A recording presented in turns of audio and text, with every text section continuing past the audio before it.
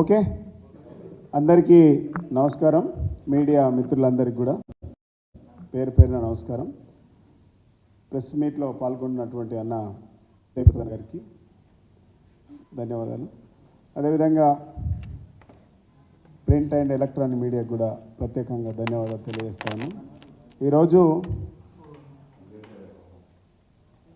రాష్ట్ర ముఖ్యమంత్రి రేవంత్ రెడ్డి గారు ఆడలేక వద్దల ఓడినట్టుగా బీఆర్ఎస్ పార్టీ పైన అనేక ప్రేలాపన చేస్తూ ఉన్నాడు, అసత్య ప్రచారాలు మాట్లాడుతూ ఉన్నాడు. బీఆర్ఎస్ పార్టీ బీజేపీ పార్టీకి ఓట్లు బదలాయించిందని లేనిపోని మాటలన్నీ మాట్లాడుతూ ఉన్నాడు. నిజంగా ఏం జరిగింది? ఎన్నికల్లో, పార్లమెంటు ఎన్నికల్లో రెఫరెండం అని పోయిండు. మరి రెఫరెండం అంటే ఏంది? 16కు 8కి రావడం రెఫరెండమా? ముఖ్యమంత్రి గారు ఆలోచన చేయాలి. ఇట్లా ముఖ్యమంత్రి గారు బీఆర్ఎస్ పార్టీ పైన అనేక బురద జల్లేటువంటి కార్యక్రమాలు, మాటలు మాట్లాడుతూ మా మెదక్ జిల్లాకు వచ్చి రఘునందన్ రావును గెలిపించడానికి, బీజేపీ అభ్యర్థిని గెలిపించడానికి హరీష్ రావు గారు సహకరించిండ్రని మాట్లాడుతూ ఉన్నాడు. అయ్యా, మరి రేవంత్ రెడ్డి గారిని మేము అడుగుతున్నాం, 2023 మీరు ఎన్నికల్లో పోటీ చేసినప్పుడు కొడంగల్లో వచ్చినటువంటి మీకు వచ్చినటువంటి ఓట్ల శాతం ఎంత, మీకు వచ్చినటువంటి మెజారిటీ ఎంత? 2024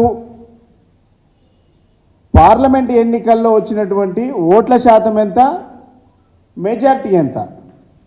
ఇలా బీఆర్ఎస్ పార్టీ నాయకులను అవయవదానం చేసిందని పెద్ద పెద్ద మాటలు మాట్లాడుతూ ఉన్నారు. అవయవదానము మేం చేయలే, అవయవదానము మీరే చేసిండ్రు. మంత్రులు, విప్పులు, ఎమ్మెల్యేలు శిక్షణ కేంద్రం పెట్టుకున్నారని నేను అంటా ఉన్నా. ఎందుకనంటే మహబూబ్ నగర్లో డీకే అరుణను గెలిపించడానికి అవయవదానం కాంగ్రెస్ పార్టీ చేసింది. అక్కడ వివరాలు తర్వాత చెప్తా. సికింద్రాబాద్లో కిషన్ రెడ్డి గారిని గెలిపించడానికి ఇక్కడ దానం నాగేందర్ మీద గతంలో అనేక కామెంట్ చేసిండ్రు మీరు.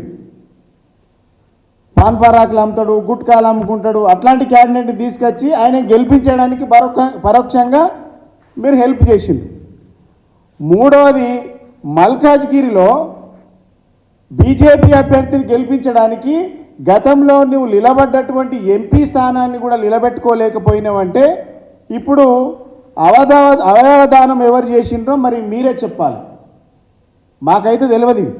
ప్రజలకు సాయం చేయడం తెలుసు, ప్రజలకు అవయవదానం చేయడం తెలుసు, ప్రజలకు చేయడం తెలుసు, కానీ ఇట్లా పార్టీలకు పరోక్షంగా అవయవదానం చేయడం అని అంటే మరి కాంగ్రెస్ పార్టీకి తెలిసినంత మాకు తెలియదు. నేను చెప్తా, అప్పుడు రేవంత్ రెడ్డి గారు 2023 అసెంబ్లీ ఎన్నికల్లో కొడంగల్ నియోజకవర్గంలో పోటీ చేసినప్పుడు 1,07,000 ఓట్లు వచ్చినాయి. 2024 పార్లమెంటు ఎన్నికల్లో జరిగినప్పుడు వచ్చినటువంటి ఓటింగ్ ఎంత అంటే 84,000. ఇప్పుడు అక్కడ డిఫరెన్స్ ఎంత వచ్చిందంటే 23,000 ఓట్లు తగ్గిపోయినాయి. ఈ ఓట్లు ఎవరికి పడ్డాయి అంటే బీజేపీకి పడ్డాయి. అవయవదానం ఎక్కడ జరిగింది? మరి కొడంగల్లో జరిగిందా అని అడుగుతా ఉన్నా. రెండో అంశము, మీ సొంత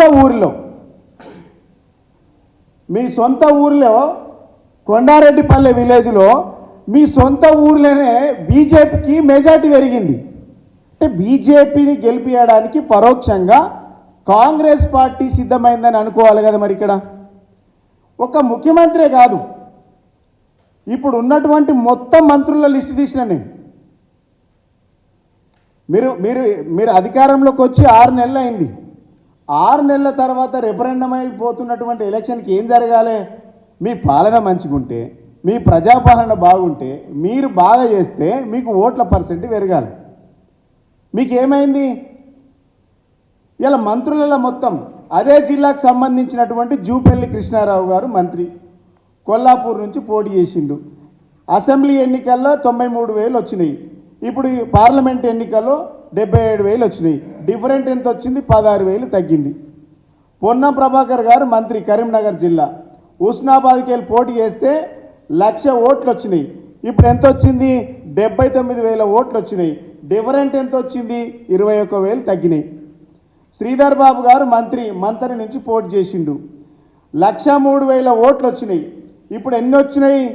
77,000 ఓట్లు వచ్చినాయి. ఎన్ని ఓట్లు తగ్గినాయి? 26,000 ఓట్లు తగ్గినాయి. పొంగులే శ్రీనివాసరెడ్డి గారు మంత్రి ఖమ్మం పాలేరు నుంచి పోటీ చేసిండు. అసెంబ్లీ ఎన్నికల్లో 1,28,000 ఓట్లు వచ్చినాయి. ఇప్పుడు ఎన్ని వచ్చినాయి? 1,20,000 ఓట్లు వచ్చినాయి. 8,000 తగ్గినాయి. తుమ్మల నాగేశ్వరరావు గారు ఖమ్మం నుంచి పోటీ చేసిండ్రు. 1,36,000 వచ్చినాయి.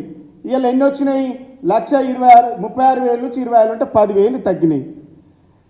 ఇట్లా దామోదర్ రాజనరసింహ గారు ఉన్నారు మెదక్ జిల్లా నుంచి. ఆందోళన నుంచి పోటీ చేస్తే 1,14,000 ఓట్లు వస్తే ఇప్పుడు 82,000 వచ్చినాయి. ఇప్పుడు డిఫరెంట్ ఎంత వచ్చింది? 32,000 తగ్గినాయి. మీ వడ్లూరు లక్ష్మణ్ విప్పు ధర్మపురి ఎమ్మెల్యే గారు 23లో పోటీ చేస్తే 91,000 వచ్చింది. ఇప్పుడు 57,000 వచ్చింది. అంటే 34,000 ఓట్లు తగ్గిపోయినాయి. ఆది శ్రీనివాస్ గారు వేములవాడ ఎమ్మెల్యే 71,000 వచ్చింది. ఇప్పుడు పార్లమెంట్లో 36,000 ఓట్లు తగ్గినాయి. అంటే 35,000 ఓట్లు తగ్గిపోయినాయి. ఇట్లా చెప్పుకుంటూ పోతే మానకొండూరు ఎమ్మెల్యే 52,000 వచ్చినాయి. ఇప్పుడు 44,000 వచ్చినాయి. అంటే 8,000 తగ్గింది. ఇట్లా చెప్పుకుంటూ పోతే లిస్ట్ ఉంది నా దగ్గర. మొత్తం 18 నుంచి 20 నియోజకవర్గాలలో మీ ఓటు ఎవరికి ట్రాన్స్ఫర్ అయిందంటే బీజేపీకి ట్రాన్స్ఫర్ అయింది. ఇలా మా గురించి మాట్లాడే నైతిక హక్కు లేదు మీకు. ఇలా మీరు 6 నెలల పరిపాలన బాగలేదు కాబట్టే 16 సీట్లు తెచ్చుకుంటామని చెప్పినటువంటి ముఖ్యమంత్రి గారు, రెఫరెండం అని చెప్పినటువంటి ముఖ్యమంత్రి గారు 8 సీట్లకు పరిమితం అయ్యేసరికి ఈ అభాండంతా కూడా మా పైన, మా పార్టీ పైన, మా నాయకుల మీద వేస్తూ ఉన్నారు. మీరు దీన్ని అడిగినోడు లేదు, చేసినోడు లేడు. దీన్ని ఎవరు క్వశ్చన్ అడగలేదు. అంటే ఇట్లాంటి చిల్లర రాజకీయాలు మాట్లాడడం చాలా దుర్మార్గమైనటువంటి చర్య. మీరు నిజంగానే దమ్ముంటే, మీకు చిత్తశుద్ధి ఉంటే, మీ పరిపాలన బాగుంటే 16 గెలిచేవాళ్ళు కదా. మీ మంత్రులలోనే దాదాపుగా సగానికి సగం తగ్గేటువంటి మెజారిటీ తగ్గుతుంది కదా. మీరేం పరిపాలన చేస్తూ ఉన్నారు? ములుగులో కూడా తగ్గింది. అంటే మంత్రుల నియోజకవర్గాలలో ఆల్మోస్ట్ అందరి మంత్రులు విప్పుల నియోజకవర్గాలలో మీ మెజారిటీ తగ్గిపోయింది 6 నెలల్లో. ఇలా మా గురించి ఎట్లా మాట్లాడతారు మీరు? ఇలా సికింద్రాబాద్, మల్కాజ్గిరి, మహబూబ్ నగర్ ఈ పార్లమెంటు అభ్యర్థులను గెలిపించుకోవడానికి ముఖ్యమంత్రి గారు ఇండైరెక్ట్గా పనిచేసిండు. అందుకే డమ్మీలను పెట్టిండు మీరు. అందుకే అవి గెలిచినాయి. అంటే ఇలా 8 సీట్లు బీజేపీకి రావడం అని అంటే ప్రధానంగా ముఖ్యమంత్రి గారు ఇండైరెక్ట్గా పనిచేసిండు కాబట్టి ఆ 8 సీట్లు వచ్చినాయి. వాళ్ళకి ఆ స్థాయి లేదు. ఇలా అటు అంట కాగడానికి ఇటు అంట కాగడానికి పనికొస్తుంది అనేసి 8 అటు గెలిపించిండ్రు, 8 ఇటు గెలిపించిండ్రు. ఇలా మాకు అలాంటి దుర్మార్గమైనటువంటి కార్యక్రమాలు చేయాల్సినటువంటి అవసరం లేదు. ప్రజలు ఏ తీర్పునైతే ఇచ్చిండ్రో దాన్ని శిరస వహిస్తాం. డెఫినెట్గా శిరస వహిస్తాం. మా తప్పులన్నీ మేము ఎక్కడెక్కడ జరిగినాయో వాటిని సమీక్షించుకుంటాం, ముందటికి వెళ్తాం, మళ్ళీ గెలవడానికి ప్రయత్నం చేస్తాం. శ్రీనారాయణ రెడ్డి గారు ఒక మాట అంటారు, సముద్ర కెరటం నాకు ఆదర్శం పడినందుకు కాదు, పడి లేచినందుకు. మాకు కూడా అలాంటివి ఆదర్శాలుగా తీసుకుంటాం. ఒకసారి పడిపోయినంత మాత్రాన టీఆర్ఎస్ పార్టీ లేకుండా పోతుంది, బీఆర్ఎస్ పార్టీ ఊడ్చుకపోతుంది అని చెప్పేటటువంటి ఈ జోకర్ గాళ్ళు, బ్రోకర్ గాళ్లను మేము సీరియస్గా తీసుకోవాల్సినటువంటి అవసరం లేదు. పార్టీ అనేక కష్ట నష్టాల నుంచి పుట్టింది కదా బీఆర్ఎస్ పార్టీ. బీఆర్ఎస్ పార్టీ పుట్టినాడు ఏం లేదు. అయినా ప్రజలు దీవించిండ్రు, ఉద్యమం నడిచింది. ప్రజల ఆశీర్వాదంతో 24 సంవత్సరాలు ఈ పార్టీని నడిపించినాం. 10 సంవత్సరాలు అధికారంలో ఉన్నాం. ఎమ్మెల్యేలు 2 ఎంపీలు 10 మంది ఎమ్మెల్యేలతోని 100 ఎమ్మెల్యేల వరకు గెలుచుకున్నాం. అయినా 10 ఏళ్ళు మీరు కూడా ఏం లేరు కదా, ఎందుకంత ఎగిరి పడుతుండ్రు, ఎందుకంత మిడిచిపడుతుండ్రు? అధికారం శాశ్వతమా? చూస్తున్నాం కదా రాష్ట్ర రాజకీయాల్లో, దేశ రాజకీయాల్లో. నవీన్ పట్నాయక్ 25 సంవత్సరాలుగా ఏకఛత్రాధిపతిగా ఉన్నాడు. ఏమైంది? ఏదైనా ప్రజా తీర్పును ప్రజలు ఇచ్చినటువంటి తీర్పును నాయకులు స్వీకరించడం అలవాటు చేసుకోవాలి. ఏదైనా స్వీకరించగలగాలి, స్పోర్టిగా తీసుకోవాలి. ఇలా గెలిచినామని మేము ఏనాడు పొంగిపోలేదు, ఇలా ఓడినామని కుంగిపోము. మేము ఆ దిశగా అడుగులేస్తూ ఉంటాం. కానీ అవయవదానం చేసిండ్రు అని చెప్తున్నటువంటి మాటలను మేము తీవ్రంగా ఖండిస్తూ, అవయవదానం ఎవరు చేసిండ్రు అంటే ఇలా మంత్రులు చేసిండ్రు, విప్పులు చేసిండ్రు, కాంగ్రెస్ పార్టీ చేసింది, ఎమ్మెల్యేలు చేసిండ్రు. టోటల్గా బీజేపీ పార్టీకి దాసోహమై మీరు పనిచేయడం వల్లనే అధికారంలో ఉండి మీకు వచ్చినటువంటి ఓట్లను కూడా నిలబెట్టుకోలేకపోయిండ్రంటే 6 నెలల్లో ప్రభుత్వం ఫెయిల్ అయిందన్నట్లు లెక్క. ఈ ప్రభుత్వం ఫెయిల్ కావడం వల్లనే మీకు ఓట్ల పర్సెంటేజ్ తగ్గింది, మీ డిపాజిట్లలో తగ్గిపోయినాయి. ఇలా ఇప్పటి వరకు 6 నెలల్లో ఒక కొబ్బరికాయ కొట్టలే, మీరు ఒక శిలాపాలకం వేయలే. ప్రజలు గమనిస్తలేరా? మమ్మల్ని తిట్టి పబ్బం కట్టుకోవడం కాదు, ప్రజలకు పని చేయండి, ప్రజలకు ఇచ్చినటువంటి వాగ్దానాల మీద నిలబడండి. ప్రజలకు ఏవైతే వాగ్దానాలు ఇచ్చిండ్రో వాటిని అమలుపరచడానికి దృష్టి పెట్టండి. మమ్మల్ని ఎంత తిట్టినా ఏం రాదు. పేపర్లో స్టేట్మెంట్లు వస్తాయి, టీవీలలో స్క్రోలింగ్లు వస్తాయి, పొద్దుగాల ఫ్రంట్ పేజీలో ఐటమ్ వస్తుంది. కానీ ప్రజలేం కోరుకుంటూ ఆలోచించుండని నేను ఈ ప్రభుత్వానికి, ముఖ్యమంత్రి గారికి అప్పీల్ చేస్తూ ఉన్నా. కాబట్టి అనవసరమైనటువంటి ఆరోపణలు చేస్తే డెఫినెట్గా మేము కూడా ప్రతిస్పందిస్తాం. ఇలా చాలామంది ఎన్నడు గెలవనోడు గెలిచి మేమేదో గొప్పగా చేసినామని డబ్బాలు కొట్టుకుంటూ ఉన్నారు. ఇలా ఏదో మేము వల్లనే గెలిచినామని చాలామంది చెప్పుకుంటూ ఉన్నారు. ఇలా మమ్మల్ని మా నాయకులను తిడుతూ ఉన్నారు. ఇలా ప్రజల తిట్లు అయినా ఎవరైనా మాకు ఆశీర్వాదంగా భావిస్తూ ఉన్నాం. ఎవరైతే గెలిచి డబ్బాలు కొట్టుకుంటూ ఉన్నారో, డంబాచారం చేసుకుంటూ ఉన్నారో వాళ్ళు గమనించాల్సింది ఏంటంటే ప్రజలు ఇచ్చినటువంటి తీర్పు మీద, ప్రజలకు ఇచ్చినటువంటి వాగ్దానాల మీద దృష్టి పెట్టి ప్రజల హామీలను నెరవేర్చాలి. లేకుంటే మీరు ఫెయిల్యూర్ ప్రభుత్వం అంటే కాంగ్రెస్ పార్టీ 6 నెలల్లో ఫెయిల్ అయింది అనడానికి 8 సీట్లే ఒక నిదర్శనం. ఎక్కడ కూడా ఇలాంటి స్టేట్మెంట్ జరగవు, ఎక్కడ కూడా ఇలాంటి తీర్పు రాదు. 6 నెలల్లో మీరు 8కి సగానికి పడిపోయినరంటే, సగం మంది మాత్రమే 8 ఎంపీలను గెలిపించిండ్రంటే, సగం మంది ఉన్న పాపులేషన్లలో సగం మంది మాత్రమే మీ ప్రభుత్వాన్ని ఒప్పుకుంటున్నారు, అంగీకరిస్తున్నారు. మిగిలిన సగం మంది మీ ప్రభుత్వాన్ని వ్యతిరేకిస్తున్నారు. సమీక్ష దాని మీద జరగండి ముఖ్యమంత్రి గారు, దాని మీద జరపండి. 8 సీట్లు ఎందుకు ఓడిపోయినామని చర్చ పెట్టండి, ఎక్కడ ఫెయిల్ అయినామో చర్చ పెట్టండి. అడగని వాటి మీద ప్రశ్నలు వేయించుకొని వాటి మీద ప్రతిస్పందించడం కాదు కదా. 8 ఎందుకు గెలిచినాం?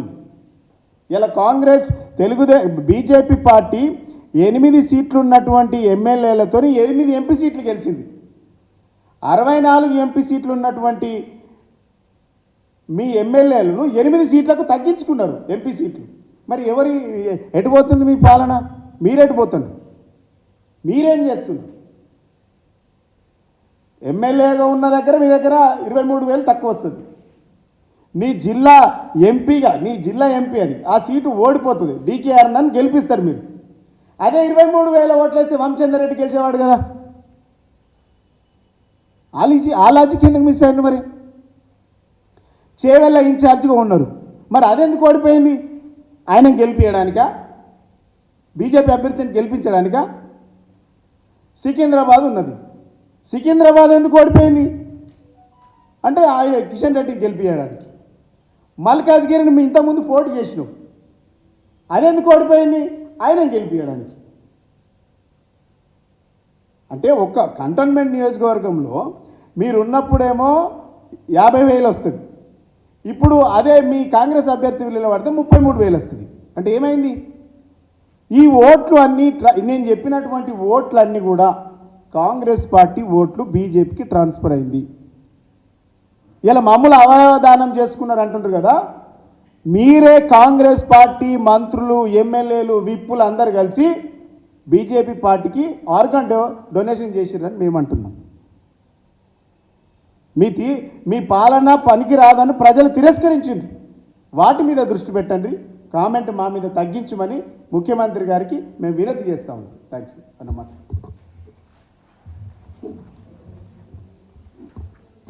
మిత్రులకు అందరికీ నమస్కారం. చాలా విషయాలు ఎర్రోల శ్రీనివాస్ గారు అనేక విషయాలు చెప్పారు. కానీ ప్రధానంగా రేవంత్ రెడ్డి గారు ఇది రెఫరెండం,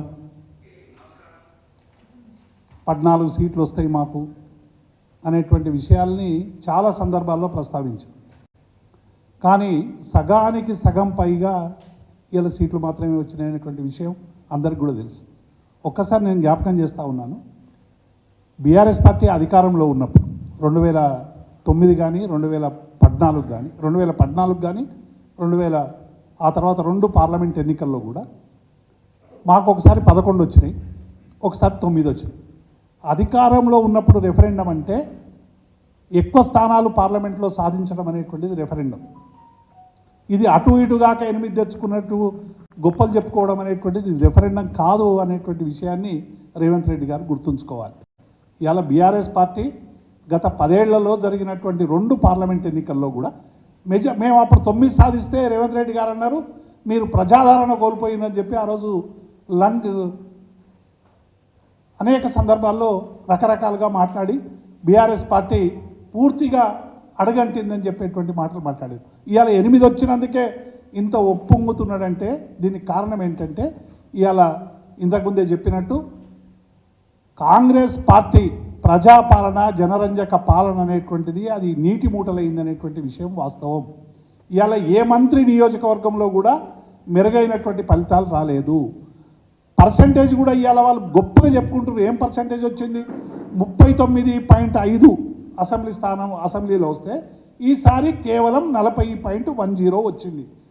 అంటే కేవలం 0.6% మాత్రమే తేడా ఉన్నటువంటి పరిస్థితి చూశాం. కానీ ఓట్లలో చూడండి, ఇది రేవంత్ రెడ్డి చాలా గొప్పగా చెప్తా ఉన్నాడు. కానీ ఈ రాష్ట్రంలో 10 లక్షల ఓట్లు కాంగ్రెస్ పార్టీకి తక్కువ వేశారు. కారణం ఏంటంటే మీరు ఇచ్చిన హామీలు అమలు కాలేదు, మీరు ఇచ్చిన ఏ ఒక్క హామీ కూడా అమలు కాలేదనేటువంటి విషయం వాస్తవం. ఇవాళ బీఆర్ఎస్ పార్టీని అనేక రకాలుగా దుష్ప్రచారాలు చేశారు, మీరు రకరకాలుగా దుష్ప్రచారాలు చేశారు. ఈ మైనార్టీలకు సంబంధించి కూడా ఇలా మైనార్టీలను అందరినీ కూడా మరి బీజేపీ పార్టీకి వ్యతిరేకంగా ఓటేసుకోవాలనే పేరు మీద మీరు మైనార్టీలకు అనేక రకాలుగా మీరు చేసి ఇలా ఓట్లు వేసుకున్నారు కదా. అది మరి ఏంటి? అది ఇలా సమాధానం చెప్పాలి. డెఫినెట్గా మీ పాలన పట్ల తెలంగాణ ప్రజలు విసిగెత్తిపోయినరు. ఇందులో దానికి ఫలితమే ఈ పార్లమెంట్ ఎన్నికలు అనేటువంటి విషయాన్ని మేము ఈ సందర్భంగా గుర్తు చేస్తా ఉన్నాం.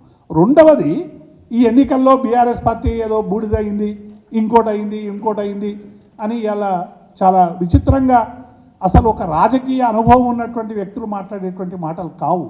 దేశవ్యాప్తంగా కానీ రాష్ట్ర వ్యాప్తంగా కానీ అనేక ఉదాహరణలు ఉన్నాయి. పార్లమెంట్లో గతంలో అనేక పార్టీలు కూడా ఖాతాలు తెరవలే. మీరు ఒక్కసారి ఆ పార్టీ చూడండి, 2 సందర్భాల్లో కూడా 2002 సందర్భాల్లో కూడా 2 సార్లు జరిపినటువంటి ఆప్ ఎన్నికలలో మీరు చాలా స్పష్టంగా మనకు కనబడుతున్నది ఏంటంటే 2015లో ఆపు 70 స్థానాల్లో 62 గెలిచింది. ఆ తర్వాత జరిగిన పార్లమెంట్లో 7 స్థానాలను కోల్పోయింది. 19లో కోల్పోయింది కదా, మళ్ళీ శాసనసభలో కూడా రేవంత్ రెడ్డి అన్నట్టు కోల్పోవాలి. కానీ 2020లో జరిగినటువంటి ఎన్నికల్లో ఆపు 70కి 62 స్థానాలు సాధించి మళ్ళీ అధికారంలోకి వచ్చిందనేటువంటి విషయం తెలియంది కాదు. ఈ ఎన్నిక అనేటువంటిది చాలా విచిత్రంగా 2 కూటముల మధ్య, అంటే మోదీ ప్రధానమంత్రి కావాలన్నా రాహుల్ ప్రధానమంత్రి కావాలన్నా, అట్లాగే ఏ కూటమిలో లేనటువంటి పార్టీలను ప్రజలు ఈసారి కన్సిడర్ చేయలేదనేటువంటి విషయం కూడా చాలా స్పష్టంగా అర్థమవుతా ఉంది. ఏ కూటమిలో లేనటువంటి బీజు జనతాదళ్ ఒరిస్సాలో చాలా నష్టపోయింది, ఆంధ్రప్రదేశ్లో వైఎస్ఆర్సీపీ నష్టపోయింది, ఉత్తరప్రదేశ్లో బీఎస్పీ నష్టపోయింది, తమిళనాడులో ఏడీఎంకే నష్టపోయింది, తెలంగాణలో మేము నష్టపోయినాం, మహారాష్ట్రలో మిగతా చూస్తే కూటమిలు ఉన్నందుకు అనేక మంచి ఫలితాలు వచ్చినటువంటి సందర్భాలు కూడా చూసినాం. కాబట్టి పార్లమెంట్ ఎన్నికల్లో మేము ఏదో బీఆర్ఎస్ పార్టీ తక్కువ వచ్చినందుకు బూడిదైపోయింది అనేటువంటి మాటలు ఇది అధికార మదంతో మాట్లాడుతున్నటువంటి మాటలు తప్ప ఒక రాజకీయ పార్టీ మాట్లాడేటువంటి మాటలు కావనేటువంటి విషయాన్ని మేము ఈ సందర్భంగా గుర్తు చేస్తూ ఉన్నాం. అందుకే ఇవాళ చాలా స్పష్టంగా మేము చెప్పేది ఏంటంటే ఇవాళ బీజేపీ ఎదగడానికి, ఇవాళ 8 సీట్లకు ఎగబాకడానికి రేవంత్ రెడ్డి గారు అనుసరించినటువంటి విధానాలే కారణం. ఇవాళ బీఆర్ఎస్ చాలా శక్తి వంచన లేకుండా కొట్లాడింది. శక్తి వంచన లేకుండా మేము అన్ని నియోజకవర్గాల్లో కూడా మరి మేము మహబూబాబాద్లో కానీ, వరంగల్లో కానీ, భువనగిరిలో కానీ, నాగర్ కర్నూల్లో కానీ మీరు చూస్తూ ఉన్నారు కదా ఓట్ల శాతం ఎట్లా వచ్చిందని, మేము ఎట్లా ఫైట్ చేసినాం, ఎట్లా వచ్చిందనేటువంటి విషయాలు. ఇలా అన్ని నియోజకవర్గాల్లో కూడా మేము చాలా స్పష్టంగా శక్తి వంచన లేకుండా కేసీఆర్ గారు బస్సు యాత్రలేని, మా నాయకులు హరీష్ రావు గారు, కేటీఆర్ గారు, మా నాయకులందరూ కూడా విస్తృతంగా ప్రజల్లోకి పోయినాం.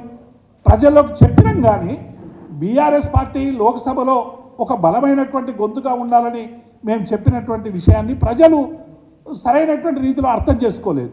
చేసుకోకుండా 2 కూటములకి మాత్రమే ఎన్నిక, ఇది కేసీఆర్ గారి ఎన్నిక కాదు, ఇది హరీష్ రావు ఎన్నిక కాదు, ఇది కేటీఆర్ ఎన్నిక కాదని ఈ పార్టీలే ప్రచారం చేసినాయి.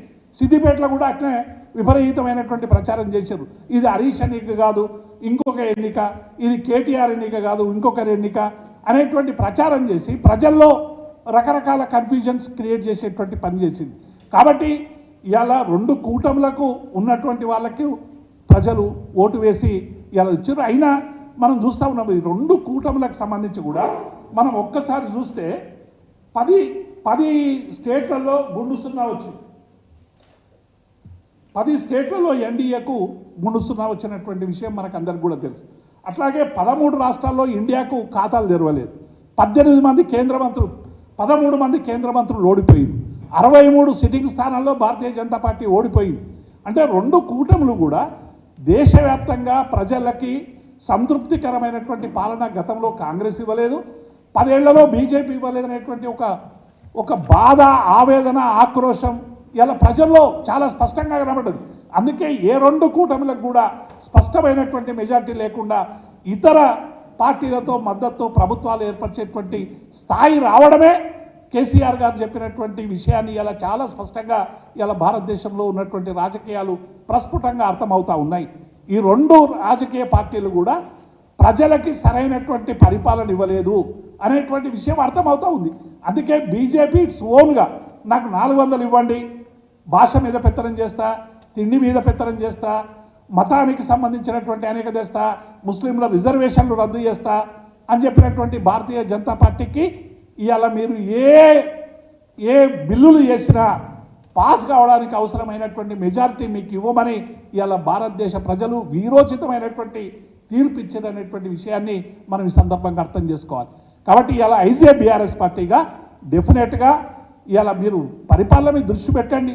రోజు మమ్మల్ని శాపనార్థాలు పెట్టే బదులు 2 పార్టీలు కలిసి ఇవాళ బీఆర్ఎస్ను గొంతు నొక్కడానికి, బీఆర్ఎస్ను లేకుండా చేయడానికి 2 పార్టీలు ప్రయత్నం చేస్తూ ఉన్నాయి. మీరు 1000 మంది రేవంత్ రెడ్డిలు వచ్చినా, 1000 మంది మోదీలు వచ్చినా తెలంగాణలో బీఆర్ఎస్ను మీరు ఏమీ చేయలేరనేటువంటి విషయాన్ని ఇవాళ అర్థం చేసుకోవాలి.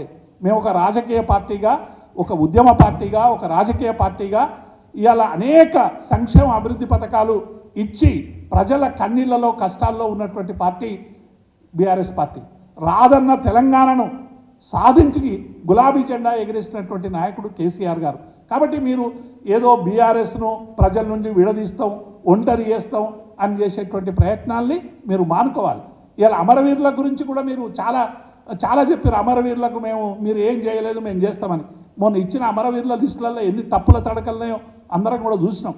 అమరవీరులకు సంబంధించిన లిస్టులే సరైనటువంటి రీతిలో తయారు చేయలేనటువంటి సందర్భాన్ని కూడా చూసినాం.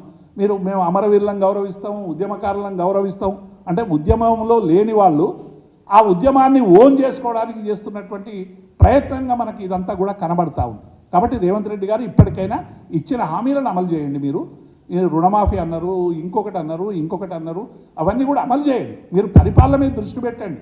ప్రజలు మీకు మెరుగైన పరిపాలన కావాలని మీకు అధికారం ఇచ్చరు, అటువైపు దృష్టి పెట్టండి తప్ప రోజు బీఆర్ఎస్ పార్టీని శాపనార్థాలు పెట్టడం వల్ల మీరే దిగజారుతారు. మీ ప్రభుత్వం ఎవ్వరు పడగొడతారని మీ అంతలో మీరే గేరింతలు వేస్తున్నారు. మీ ప్రభుత్వాన్ని ఏం పడగొట్టరు. మీరు మెరుగైన పాలన చేయండి, మెరుగైనటువంటి ఫలితాలు తీసుకురండి, ప్రజలకు సౌకర్యాలు కల్పించండి అని మేము డిమాండ్ చేస్తా ఉన్నాం. Thank you.